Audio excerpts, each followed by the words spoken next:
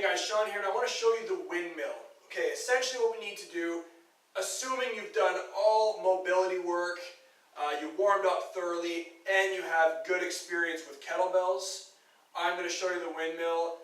Do not attempt this if you're not proficient with working with kettlebells and you have some hip dysfunction, shoulder issues, maybe a tricky lower back. Okay, use your head. This is a relatively advanced exercise. Okay, I'll demonstrate one rep and then I'm going to break it down. So we get it up, overhead.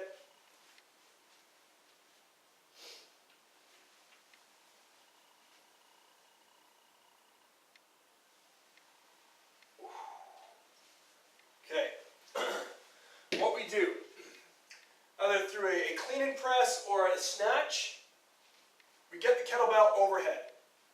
And like I said in some other videos, the bicep is close to the ear, elbow is locked out, shoulder is down and back. Now, I've had success with both these positions I'm going to tell you with my feet. Some people don't need to take a little bit of a step forward. Okay, some people do. So, the working side with the kettlebell, you want to take a half step forward, and I want you to point your toes in the opposite direction. Okay, this is going to rotate the hip. Now, when it's overhead, you always want to keep an eye on the kettlebell. This is a potential danger, right? You're lifting an anvil overhead. You want to keep an eye on this. Before you start any position, you're going to kick your hips out to the side and back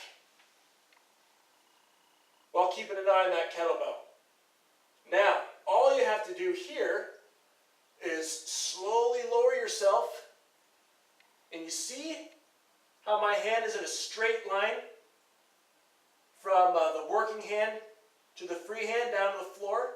Now when you're here, you brace, squeeze that kettlebell, pull in with the hips, and engage your core. Okay? It's out and then back in, not out and simply just standing up. You are literally pulling yourself. It's like you're pulling yourself into the squat. You're using your hip flexors to pull, and then you're using your glutes and your hip extensors to bring yourself back in.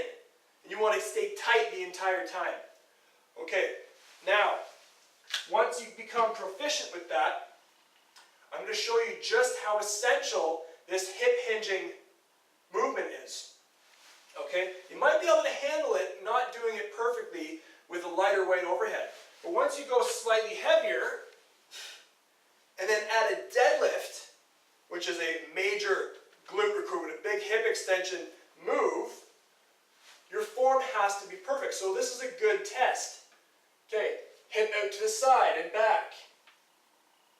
We go down, hip extension, hip flexion.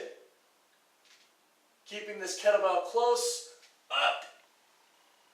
Engaging the abs, squeezing the glutes. Return it down the same way.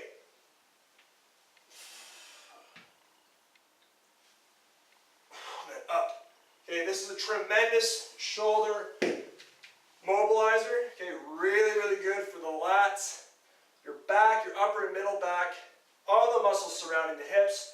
You're going to get a good hamstring workout. You're going to feel that big time. Awesome for the lower back as well. Okay, the other foot position can simply be in the same plane. I've had success with this too. You can just tilt the hips to the one side, or tilt the feet position to the one side, kick the hips out, and then straight down.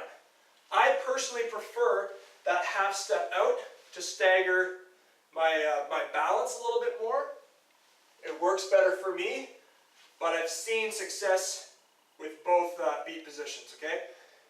It's all about hip flexion, extension, and shoulder stability, okay? If you're not comfortable with this, do not attempt it, but it is a tremendous exercise for those who can.